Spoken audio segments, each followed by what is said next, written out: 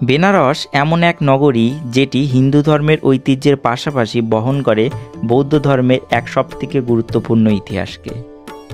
বেনারস শহর থেকে মাত্র 10 কিলোমিটার দূরে অবস্থিত বৌদ্ধ ধর্মের 4টি পবিত্র স্থানের মধ্যে একটি সারনাথ।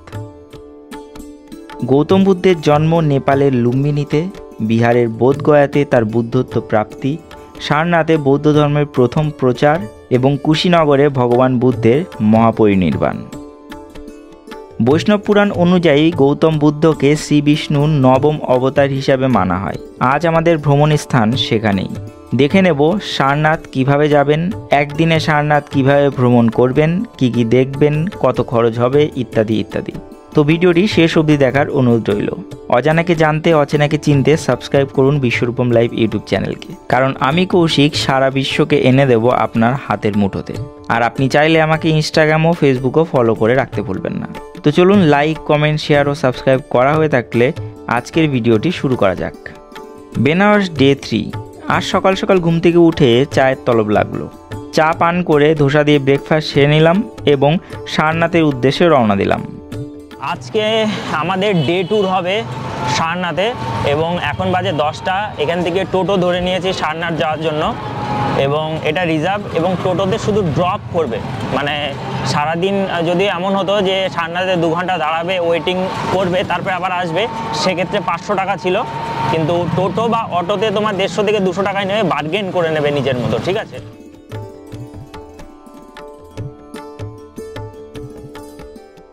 সারনাথ পৌঁছাতে আমাদের প্রায় 30 মিনিট সময় লাগলো। সবার প্রথমে এখানে পৌঁছালে লোকাল ট্রাস্টের পক্ষ থেকে লোক আপনাদেরকে ছেঁকে ধরবে, বলবেন যে ফ্রি গাইড নিয়ে নিন, কোনো ধরনের কোনো পয়সা দিতে হবে না। এরা বংশ পরম্পরায় এই কাজ করে চলেছে, কিন্তু এর মধ্যেও টুইস্ট আছে, সেটা পরে বলবো। কিন্তু আমরা গাইড নিয়ে নিলাম। প্রথমে চলে এলাম চাইনিজ বুদ্ধিস্ট টেম্পেলে। এই মন্দিরে এসে গাইড আমাদের বর্ণনা দিতে শুরু করলেন। सारनाथ है। सारनाथ वो जगह पे है जहाँ से गौतम बुद्ध जी ने प्रथम उपदेश यहाँ से स्टार्ट किए थे। बुद्ध जी की पॉइंट 4 पॉइंट है। पहला पॉइंट बुद्ध का जन्म है, वो नेपाल में है, जगह लुम्बिनी वन में था। बुद्ध का नाम सिद्धार्थ था।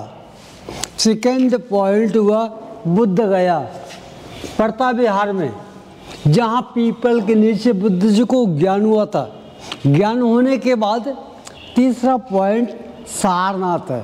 जगह का नाम सारनाथ है। इस जगह से गौतम बुद्ध जी ने अपने 5 भिक्षुओं को प्रथम उपदेश यहाँ से स्टार्ट किए थे। यहाँ के बाद गए कुशीनगर डिस्ट्रिक्ट गोरखपुर में, जहाँ बुद्ध जी का लास्ट पॉइंट है, जहाँ उनका देहांत हुआ है। जगह कुशीनगर पड़ता है, डिस्ट्रिक्ट गोरखपुर में बुद्ध का लास्ट पॉइंट है, जहाँ उनका देहांत हुआ है। ये सामने मूर्ति, इनका नाम बोधिसत्व है। बोधिसत्व बन के आए हुए, थाईलैंड से बन के आए हैं। नाम बोधिसत्व इनका नाम है। हम लोग के पैसे में जो आते हैं, ये सिंबल से यहाँ पे आता है, अशोक का चक्र। यहाँ पे बुद्धिस्ट लोग भी रहते हैं, सारे बुद्धिस्ट लोग यहाँ पे स्टे करते हैं। चूँकि ये सारनाथ का पैगोडा है, মন্দিরটি বেশ ভালো। तो सारनाथ का पैगोडा बना है। इसके बीच में पहली मूर्ति सर्वप्रथम लौफिंग बुद्ध की मूर्ति है। नाम इनका है कुबेर है, जिनकी मूर्तियों को परचेज नहीं करते हैं। आप परचेज किए, आप गिफ्ट किए, आपने परचेज किया, आप गिफ्ट किया, घर में रखने से लाते हैं खुशियाँ। ধীরে ধীরে সময় যেতে যেতে আপনার মনে হতে শুরু করবে আমরা অন্য কোনো এক দেশে চলে এসেছি, কারণ বৌদ্ধ ধর্মাবলম্বী বহু মানুষ আপনি এখানে দেখতে শুরু করবেন এবং তার মধ্যে বেশিরভাগই বিদেশি। এখানে মেন হলো ভেতরে তোমার লাফিং বুদ্ধা এবং তারপরে বুদ্ধার যে ধ্যানরত মূর্তি, সেটা এখানে তোমার বুদ্ধ মূর্তি তো আছেই, সঙ্গে আছে অশোক চক্র এবং সঙ্গে আছে যে আমাদের অশোক স্তম্ভ। এটা চাইনিজ গভর্নমেন্ট তৈরি করেছে, তার জন্য এটার নাম হচ্ছে চাইনিজ টেম্পল, ঠিক আছে। তো এটা তৈরি হয়েছে 1952 সালে। তো এখানে তোমাদের অবশ্যই আসা উচিত। এটা টোটালি একই চত্বরের মধ্যে পড়বে। আর আরেকটা কথা সেটা হচ্ছে এখানে লোকাল ট্রাস্টের মাধ্যমে গাইড তুমি পেয়ে যাবে। গাইড তো একদম পুরো মানে ফ্রিতে, তবে তোমরা ইচ্ছা করে যেটা দিতে পারো বা খুশি হয়ে যেটা দান করতে পারো সেটা তোমাদের ওপর ডিপেন্ড করবে, ঠিক আছে। তো আমাদের সাথে আছে এই কাকা, হ্যাঁ, তো এই কাকা সম্পূর্ণটা দেখাবে এবং ওনার মুখ থেকেই আমরা ম্যাক্সিমামটা শুনে নেব। যদি উনি হিন্দিতে বলবে তবে আমি চেষ্টা করবো বাংলাতে সাবটাইটেল দিয়ে দেওয়ার বা বাংলাতে বলে দেওয়ার।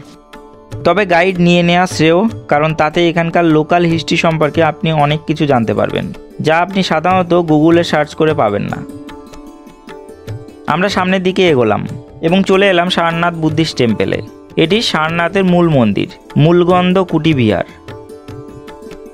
এটা আমার পেছনে দেখতে পাচ্ছ মূলগন্ধ কুটি বিহার, বা এটা সারনাথের কিন্তু মূল মন্দির। এটা 1931 সালে বানানো হয়েছিল। এটা শ্রীলঙ্কার মানে শ্রীলঙ্কান গভর্নমেন্ট এটা বানায় এবং এটাকে শ্রীলঙ্কান টেম্পেলও বলা হয়। এবং এটার মধ্যে যে মূর্তি আছে বুদ্ধ মূর্তি, সেটা জয়পুর মার্বেলের এবং তার উপরে তোমার গোল্ডেন কালারের কোটিং করা। তো দেখতে অনেকটা গোল্ডেন দেখাবে, কিন্তু ওটা অ্যাকচুয়ালি গোল্ডেন না, ওটা গোল্ডেন কোটিং করা, ঠিক আছে। তো ভেতরে দেখবো, তার আগে বাকি জিনিসটা ঘুরে আসি।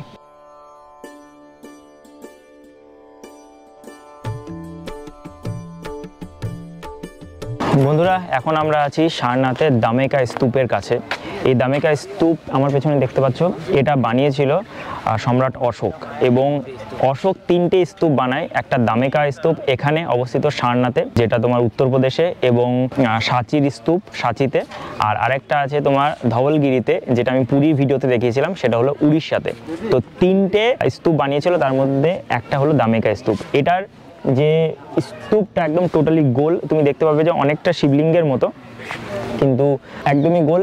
এটা ভেতরে যাওয়ার কোনো রাস্তা নেই, কোনো পথ নেই, ভেতরে কোনো প্রেয়ার হল নেই, কিছুই নেই।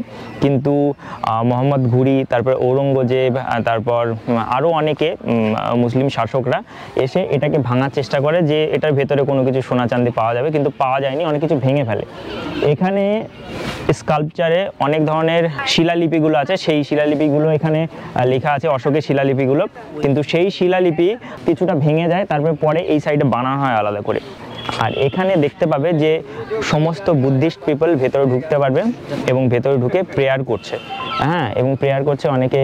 এই সারনাথের এই যে দামেকা স্তূপটা আছে এটাকে চক্কর লাগাচ্ছে, আবার অনেকে প্রেয়ার করছে এবং অনেক সময় ধরে প্রেয়ার করছে। আমরা দেখাচ্ছি, তোমরা দেখতে থাকো, কারণ আমরা এই সাইড থেকে এসেছি। আমরা যে মেন মন্দিরটা আছে সেই মন্দিরের সাইড থেকে এসে আমরা ওই সাইড থেকে গেলে অনলাইনে টিকিট আছে, টিকিট করে তারপরে ভেতরে প্রবেশ করতে হবে, ঠিক আছে। बिल्ड करने वाले श्रीलंका के थे, इनका नाम था भिक्षुधरम पाल जी ने 1931 में बिल्डिंग बनाए थे। बिल्डिंग में बुद्ध जी की मूर्ति है, मार्बल जयपुर की मूर्ति है, गोल्ड का प्लेटिंग है। लगता है मूर्ति गोल्ड का है, गोल्ड का नहीं है, गोल्ड का प्लेटिंग है, जिसके अंदर में बुद्ध का जीवनी, उनकी जीवन की पेंटिंग जापान के लोगों ने दिखाए हैं। जापानीज के लोगों ने मंदिर का पेंटिंग किए थे। पेंटिंग जापान के लोगों को दिखा कर रखा है। 1931 का बिल्डिंग बना है। बिल्डिंग में बुद्ध का मूर्ति है। আমরা চলে এলাম এখানে অবস্থিত বোধিবৃক্ষের কাছে।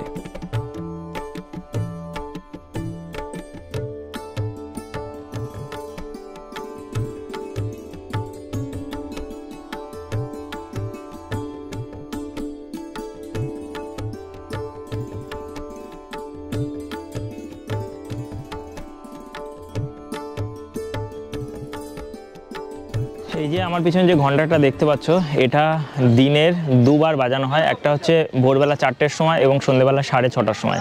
যখন বাজানো হয় এটার আওয়াজ 4 কিলোমিটার অবধি যায়। আর এটা জার্মানরা গিফট করে। এখানে বিভিন্ন দেশের স্কাল্পচার, বিভিন্ন দেশের আর্ট এবং বিভিন্ন দেশের পেন্টিংস তুমি এখানে দেখতে পাবে। জাপানিজ পেন্টিং মন্দিরের ভেতরে আছে এবং যে মূর্তিটা আছে সেই মূর্তিটা হলো তোমার জয়পুরিয়া মার্বেল, আর তার উপর কোটিং করা আছে। আর এই যে ঘন্টা দেখতে পাচ্ছ এটা হলো জার্মানি থেকে গিফট করা। এই যে বোধিবৃক্ষটা আছে এটা আমি যতদূর শুনলাম সেটা হলো শ্রীলঙ্কা থেকে আনা বোধিবৃক্ষ। আর এখানে অনেকেই প্রেয়ার করছে, বহু মানুষ এখানে আছে, তোমরা এখানে অবশ্যই এসো। এগুলি দেখে আমাদের যাওয়ার কথা ছিল সারনাথ মিউজিয়াম দেখার জন্য, কিন্তু গাইড আমাদের ইনসিস্ট করলেন যে বেনারসে এসেছেন আর এখানকার বেনারসির শাড়ি তৈরি দেখবেন না, তা কেমন করে হয়। শাড়ি তৈরি দেখুন এবং যদি পছন্দ হয় তাহলে শাড়িও কিনবেন। তাই আমাদের পাশের একটি দোকানে নিয়ে গেল এবং তার মোটিভ প্রকাশিত হলো। একটি বেনারসি শাড়ি প্রায় 20,000 থেকে 25,000 টাকা দাম চাইছে। দাম শুনে আমরা বাইরে বেরিয়ে এলাম। ফ্রি গাইড তখন বললেন যে কিছু বকশিস দিতে হবে। আমরা তাকে 100 টাকা দিলাম এবং এখানে গাইডের কাজ শেষ হলো। এবার আমরা পায়ে হেঁটে এগোলাম আর্কিওলজিক্যাল বুদ্ধিস্ট রিমেন্স অফ সারনাথের দিকে। যে পিলার বা ধামেক স্তূপটি আমরা দেখছিলাম সেটির টিকিট কেটে ভেতর দিয়ে গিয়ে দেখবো। এবার এখন আর্কিওলজিক্যাল সার্ভে অফ ইন্ডিয়াতে তোমাকে অনলাইনেই টিকিট বুক করে ভেতরে ঢুকতে হবে। এই যে দেখতে পাচ্ছ আর্কিওলজিক্যাল সার্ভে অফ ইন্ডিয়াতে এখানে QR কোড দিয়ে দিয়েছে, তাছাড়া দিয়ে দিয়েছে asi.payumani.com/quick/BUV। এটাতে গেলেই তুমি বুক করতে পারবে। এই যে আমি গেছি, আমি তোমাদেরকে দেখাচ্ছি। এই দেখো এখানে তোমাকে ডেট, আফটারনুন না ফোরনুন, ইন্ডিয়ান, তারপরে কী কী ঘুরতে চাও, মনুমেন্ট, মিউজিয়াম, এটা দিয়ে তোমরা কতজন আছো, 1 জন 2 জন 3 জন যাই থাকবে না কেন, নাম্বার 1 অ্যাডাল্টের তোমার আইডেন্টিটি প্রুফ দিতে হবে। সেটা ড্রাইভিং লাইসেন্স হোক বা আধার কার্ড হোক বা ভোটার কার্ড হোক, যাই হোক না কেন সেটা তোমাকে দিতে হবে। দিয়ে এন্ট্রি করে তোমাকে পেমেন্ট করতে হবে এবং পেমেন্ট করার পরে তোমার যে টিকিটটা বেরোবে সেটা দেখিয়ে ভেতরে ঢুকতে হবে। ঠিক আছে, চলো আমরা আগে টিকিটটা কাটবো, তারপরে তোমাদেরকে দেখাচ্ছি। আমরা টিকিট কাটলাম এবং পার হেড 25 টাকা করে লাগলো, মিউজিয়ামে 5 টাকা, আর ASI ফি হচ্ছে 20 টাকা, টোটাল 25 টাকা লাগলো। এরকম তোমার টিকিট দেবে, দেখতে পাবে কিনা জানি না, এরকম টিকিট দেবে। এটাতে তুমি মানে QR কোড থাকবে, সেটা QR কোড ওখানে ওরা স্ক্যান করবে এবং তুমি ভেতরে এন্ট্রি করতে পারবে। ঠিক আছে, তো চলো এখন আমরা ভেতরে এন্ট্রি করবো, তারপরে দেখবো কী কী আছে ভেতরে। তো সম্পূর্ণটা তোমাদেরকে জানাচ্ছি। ASI এর ওয়েবসাইট থেকে টিকিট কেটে আমরা ভেতরে প্রবেশ করলাম। এখন আমরা আছি সারনাথ এক্সক্যাভেটেড রিমেন্স বা সারনাথের যে ধ্বংসাবশেষ, সেই ধ্বংসাবশেষে। এটা মেনটেন করে আর্কিওলজিক্যাল সার্ভে অফ ইন্ডিয়া। এবং তোমরা জানো আর্কিওলজিক্যাল সার্ভে অফ ইন্ডিয়াতে ভেতরে কোনো ধরনের কোনো ক্যামেরা অ্যালাউ থাকে না, তার জন্য আমি মোবাইলে করছি, হয়তো বা সাউন্ডে একটু প্রবলেম হতে পারে। এখানে ভেতরে এন্ট্রি ফি হচ্ছে 20 টাকা করে, আগে যেটা বললাম, আর ওই সাইডে যেটা মিউজিয়াম আছে সেখানে 5 টাকা করে। এখানে সমস্ত, এখানেই কিন্তু মেনলি বুদ্ধ, গৌতম বুদ্ধ কিন্তু স্পিচ দিয়েছিলেন এবং এটা পরে খোদাই করে বের করা হয়। এটা মাটির তলায় পুরো ঢাকা ছিল, টোটালি মাটির তলায় ছিল, পরে খোদাই করার পরে এটা পাওয়া যায়। এবং এইগুলো আমরা দেখবো এক এক করে এবং ক্লোজ গিয়ে দেখবো, তোমাদেরকেও দেখাবো, তোমরা দেখতে থাকো এবং এনজয় করতে থাকো। প্রথমে আমরা দেখতে পেলাম প্রায় 15 ফুট উঁচু অশোকের পিলার, যেটিতে আছে 4টি সিংহ এবং এটি আমাদের ভারতের ন্যাশনাল এমব্লেম বা রাষ্ট্রীয় প্রতীক, সেই অশোক স্তম্ভ। এটা অশোকের পিলার ছিল এবং এটাকে ভেঙে দেওয়া হয়েছে এবং তারপরে এটাকে এক জায়গায় রেখে স্তম্ভিত করা হয়েছে। আমরা ধীরে ধীরে সব কিছু দেখে সামনের দিকে এগোলাম। এখানে আছে গুপ্ত ও মৌর্য সাম্রাজ্যের ধ্বংসাবশেষ, যা 12th সেঞ্চুরির কাছাকাছি তুর্কিশ মুসলিমদের দ্বারা ধ্বংস করা হয়েছিল। এগুলি দেখে আমরা সামনের দিকে এগোলাম ধামেক স্তূপের দিকে।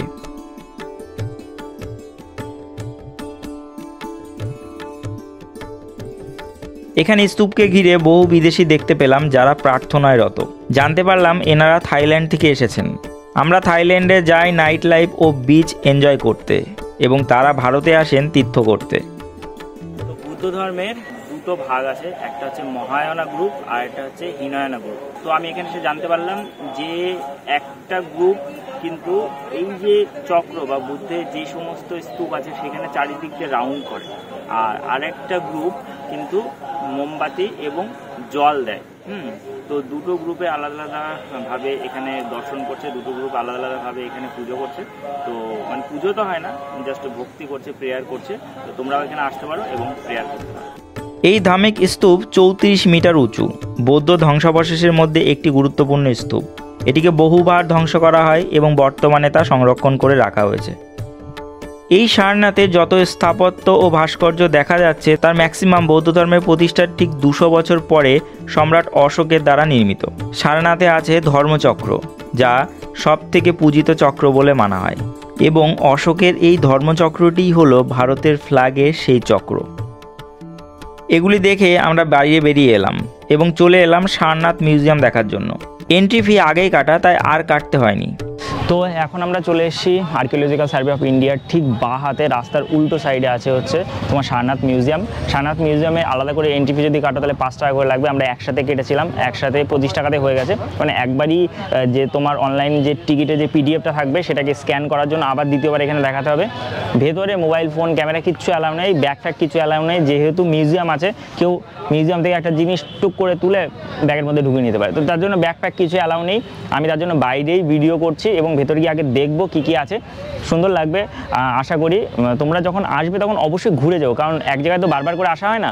তো যখন আসবে তখন অবশ্যই ঘুরে যাও। এবং এখানে ভেতরে তো কোনো কিছু অ্যালাউ নেই, তো সেটা দেখে নিও। আর আমরা ভেতরে যাব, তারপরে দেখাবো। আর এই যে পেছনে দেখতে পাচ্ছ অশোকের যে স্তম্ভটা সেটা, এবং এই সাইডে একটা চূড়া মতো দেখতে পাচ্ছ, এটা জৈন মন্দিরের চূড়া, ঠিক আছে?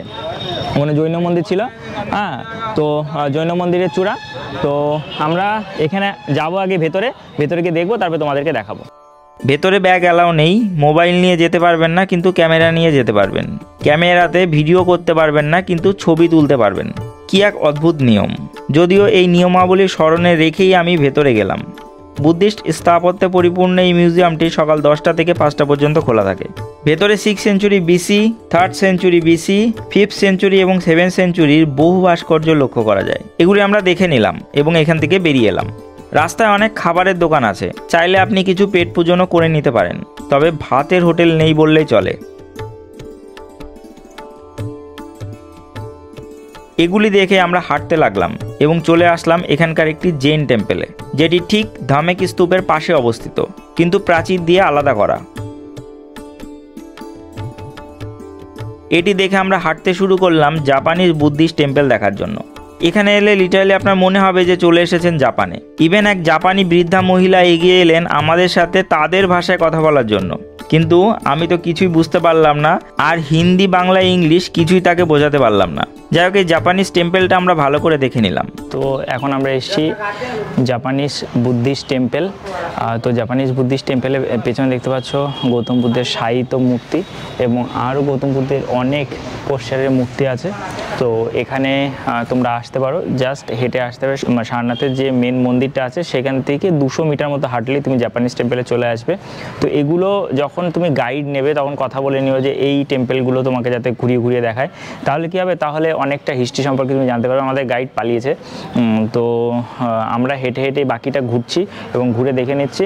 মোটামুটি একটা সারাটা দিন দিলে তুমি এখানে অনেকটা মানে কি সময় নিয়ে ঘুরতে পারবে। আর এর পাশে আরও একটা কারুকীর্তির জায়গা আছে, আমরা যাব ওখানে যদি এন্ট্রি দেয়, কারণ ওখানে আমি অশোক স্তম্ভ এবং অশোক চক্র দেখতে পাচ্ছি।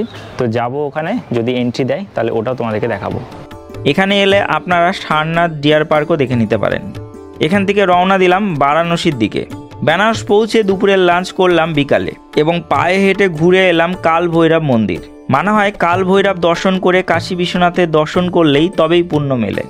গতকাল কাশী বিশ্বনাথ দর্শন করেছি, কিন্তু কাল ভৈরব করা হয়নি, তাই আজ কাল ভৈরব দর্শন করতে গেলাম এবং খুব ভালোভাবে দর্শন করে আমরা ব্যাক করলাম বিশ্বনাথ মন্দিরের 4 নম্বর গেটে। 4 নম্বর গেটের ডান দিক দিয়ে রাস্তা আছে জেনারেল লাইনের।